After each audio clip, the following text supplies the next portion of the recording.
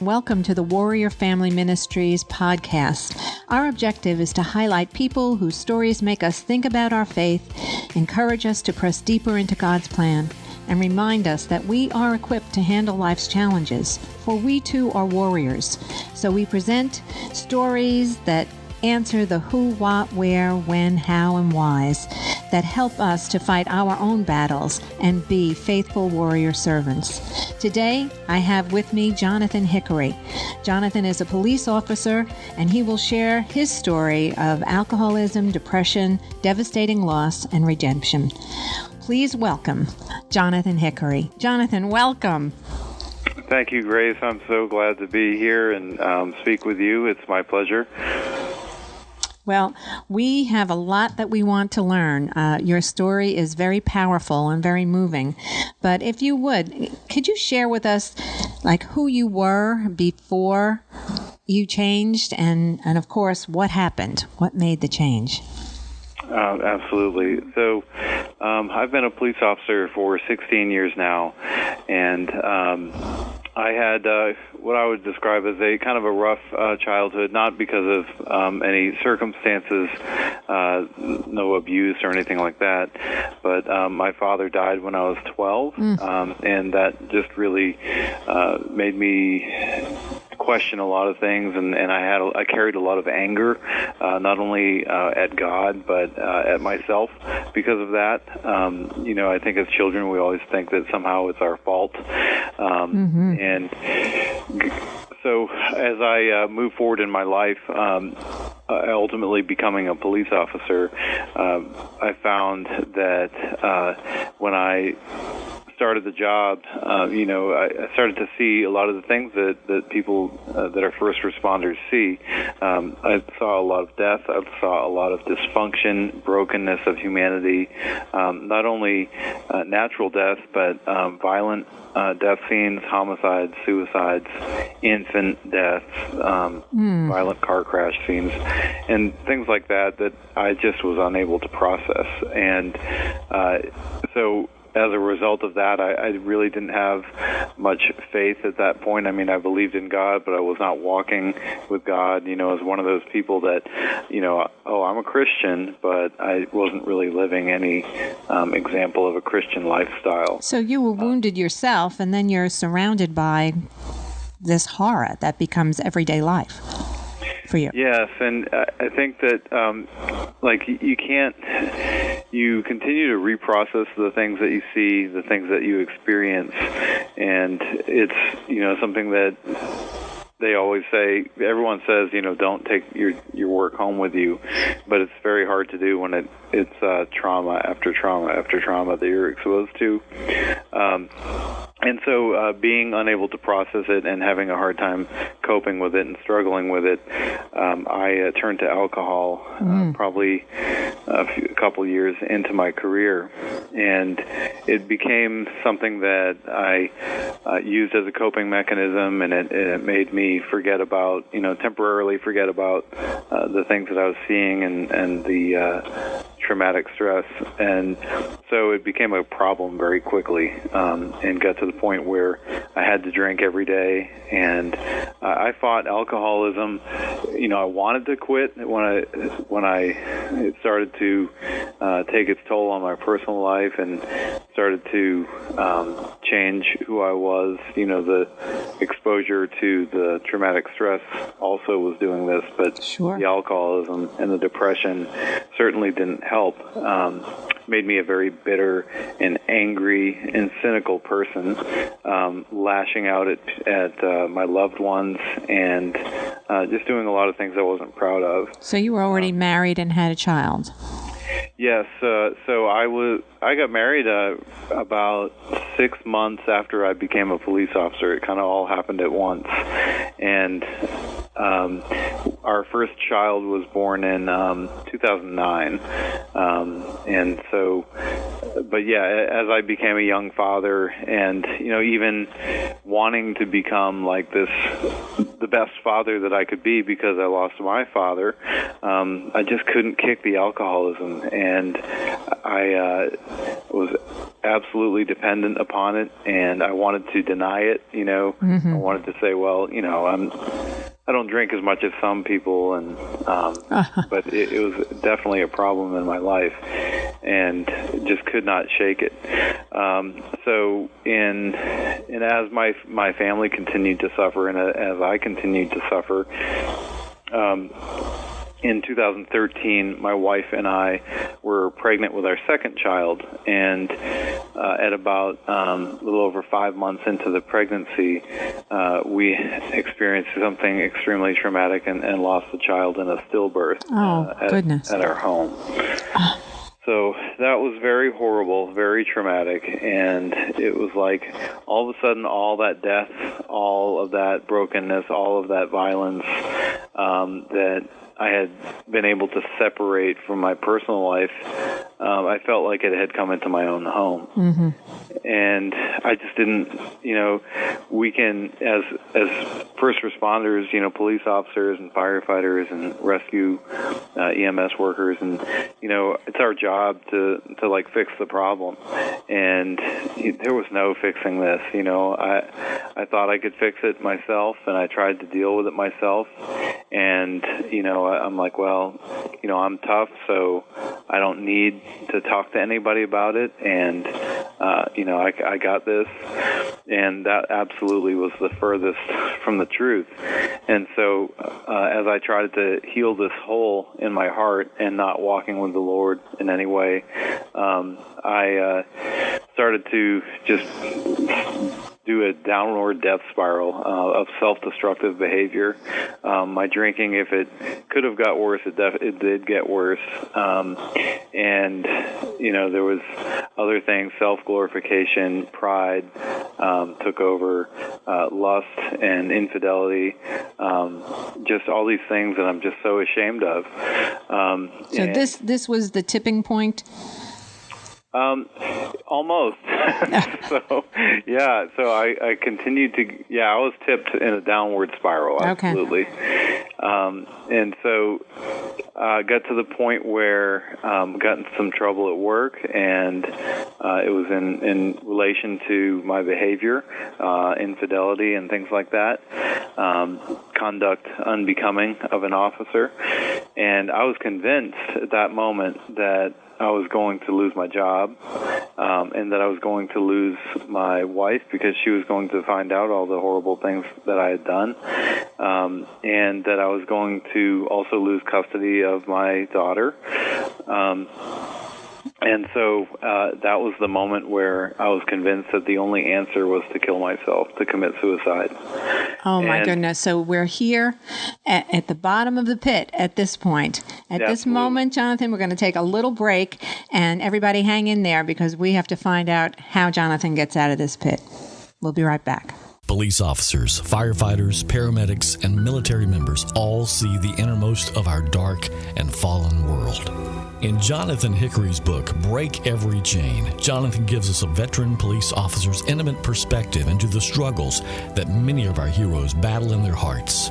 Break Every Chain is a must-read. Jonathan's own personal story of depression and sadness, burning with anger along with being chained down by alcoholism. He just couldn't do it anymore. After the death of his father as a young boy, facing countless horrific death scenes in the line of duty, and the loss of his first son, Jonathan turned to the world for answers, finding only darkness.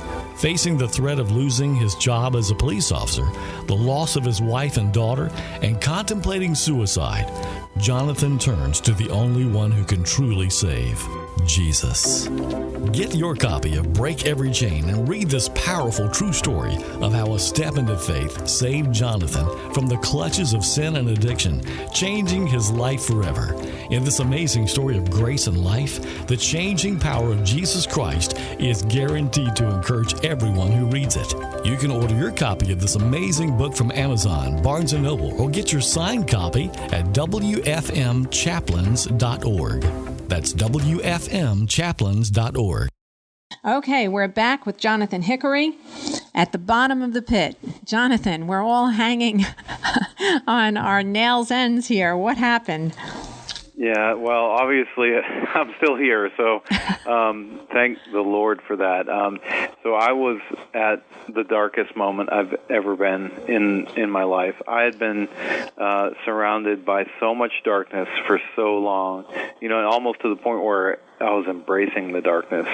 And, it was in that moment that I considered, I was saying, it's just time to kill yourself and end it all. There's no hope. You're no good, and you've screwed it up so bad that there's no coming back. What will other people think? And that was the moment that I believe God gave me a sneak preview of what it was like to look into the gates of hell. I saw in that moment, I saw fire, I saw pain and suffering for eternity, and it scared me. It scared me to death. I mean, not to use that word again, but it just was the most horrifying thing that I had ever visualized. And so in that vision, I also felt like there was a very dark, sinister, demonic spirit in the room, saying that, just end it all. And so I spoke to the Lord, and, I still believed in God, and I certainly had no relationship with Him. And I said, God, I've screwed my life up so badly, and I'm just done. I give it to you. I'm done. There's nothing more I can do with it. It's yours. And so by the grace of God, I was saved from suicide in that moment. And 2 days later, I went to church with my wife, and I accepted Jesus into my heart. Amen. Absolutely. And, I knew it wasn't like a snap of the fingers and everything was going to be okay. Right. I knew there were going to be worldly consequences to my sin. But, I started seeing a police psychologist, and I started seeing a few months later, my wife and I started seeing a faith-based counselor, and even through the infidelity, she chose to forgive, something that I didn't deserve, something that she was grounded in walking away from the marriage and in divorce. But God showed me extreme grace, again, grace that I don't deserve, and probably, I don't know, a year and a half later, after this moment where I was convinced that suicide was the only answer, I found myself, my wife and I, giving birth to a baby boy. Oh, God bless. And awesome. Still, I continued to work as a police officer. I did not end up losing my job, thank the Lord. I found myself in community with a men's group through our church that prayed me through all these hard times. And, it gave me strength, and it helped me to grow spiritually and to, mature spiritually. But my walk with the Lord is something that's absolutely changed who I am and saved my life, my very life. Again, each of us has a battle. We are all warriors, and this is a fabulous story of redemption and faith. And why do you feel that it's important that you tell this story? Well, it was certainly something that I was not planning on sharing with the world, but when I was in my men's group one evening, my church men's group, that prayed me through so much of this and helped me to get through it. One of the men that had seen me through it all and seen me from the pit all the way to redemption said, I feel like you're going to write a book, and I said, I think you're crazy. I'm just a police officer, and I might write a report, but that's about as much writing as I do. But God really laid it on my heart in that moment, and I believe that brother has the gift of prophecy, because I started to write, and I did not understand why I was doing it. I did not understand the purpose behind it. And the story became the book, and the book is called Break Every Chain, a police officer's battle with alcoholism, depression, and devastating loss, the true story of how God changed his life forever. And when I finally put that book into, when it was getting ready to come out, and I started to kind of look into marketing it a little bit, that's when I started to realize that first responder suicide was such an issue. And so I think that the importance of telling my story is not just for first responders, but, there's so many people out there that are broken and hurting and facing things that they just believe are insurmountable, that they cannot get past. And I just want to encourage anyone who might be listening that no matter how broken you are, that God can redeem it and God can restore it. You just have to give it over to him and take your hands off of it. Well, that is the lesson that every one of us needs to learn. I encourage everyone to get this book, Break Every Chain. Jonathan, you are an inspiration to us all. I thank you so very much for being with us today, and I look forward to hearing more about your story and hearing about your next book. Thank you so much. I really enjoyed speaking with you. Thank you for being here. You have a blessed day. Hi, my name is Linda Terzo, and I'm taking this chaplain class training with the Warrior Family Ministries in Fort Myers, Florida. I am a chaplain with another company, but I had no support. There was no contact, nothing. There was no information at all. The classes that I took there were more technical. The classes that I took today, or these last 3 classes, or 3 days, have been very good. They have been real personal. And I just feel like I got so much more out of it, and I feel the support that the Warrior Family Ministries is going to give, and that they're there for you. We're going to have monthly meetings so that we have a lot of backup. And Brenda and Sandy were awesome teachers, and Brenda, just love her. She's so funny.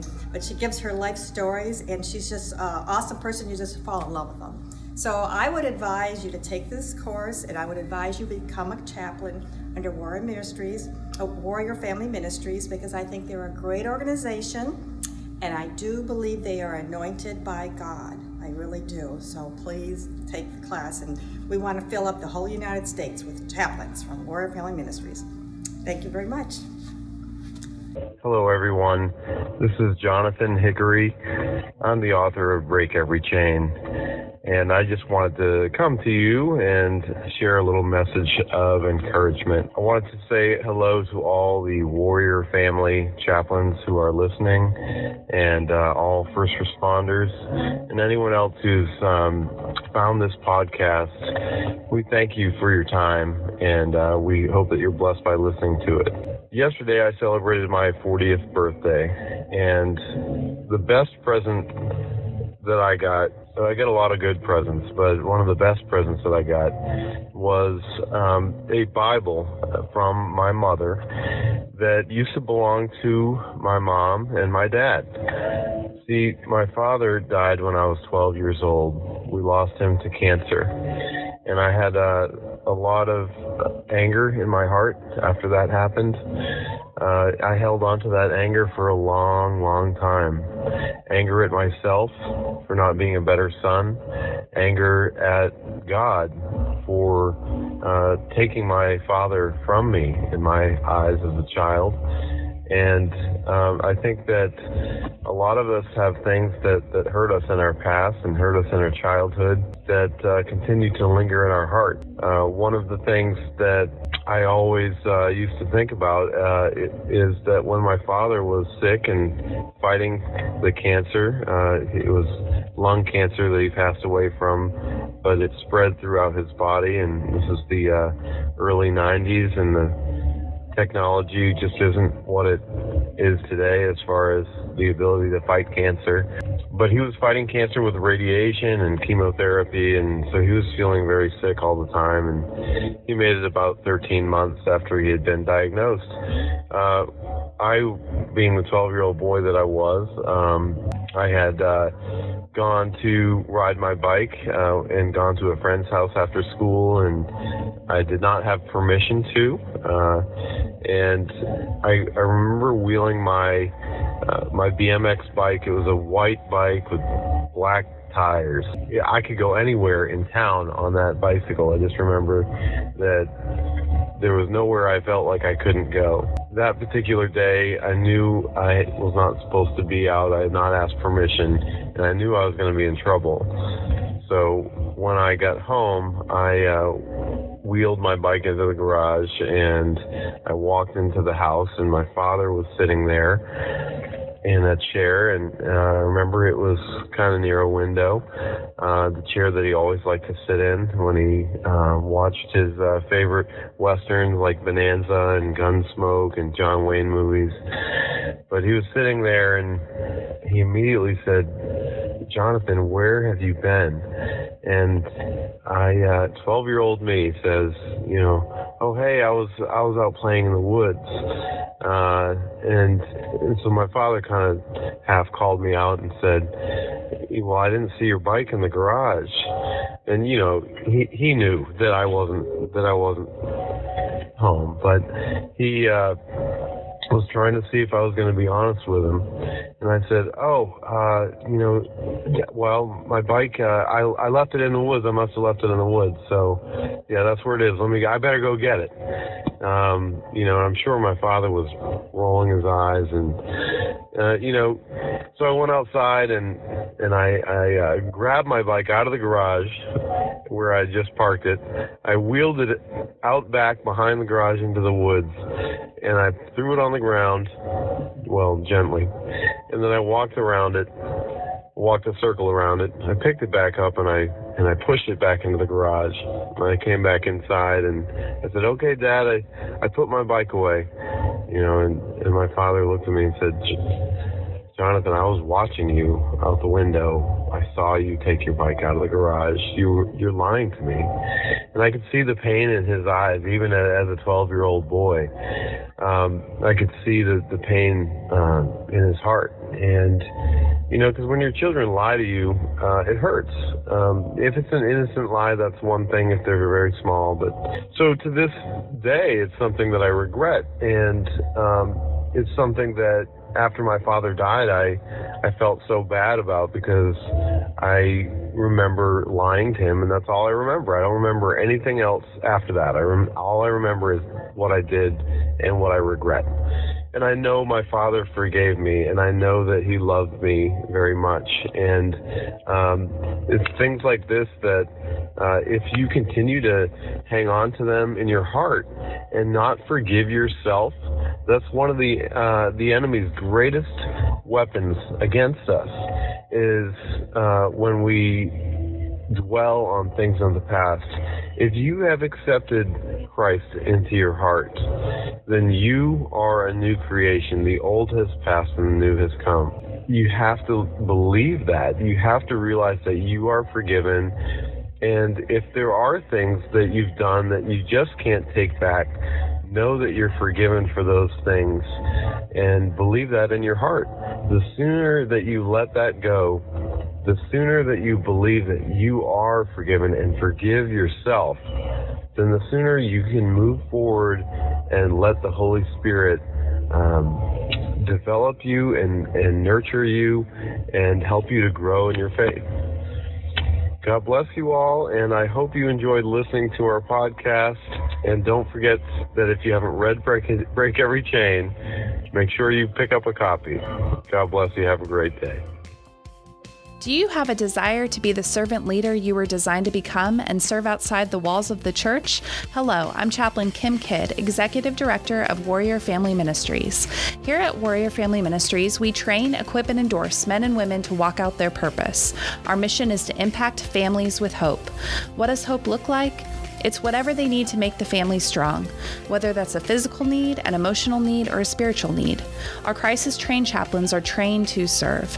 We are called to become an elite army of chaplains who stand ready to answer the call to serve outside the walls of the church, within our communities, on national response teams, or within our nationally growing chaplain centers. Find out today how you can become a part of our growing family of men and women who have answered the call to join this elite force who is impacting the nations. For more information, check out wfmchaplains.org, warriorfamilyministries.org, or call 910-769-2490 today.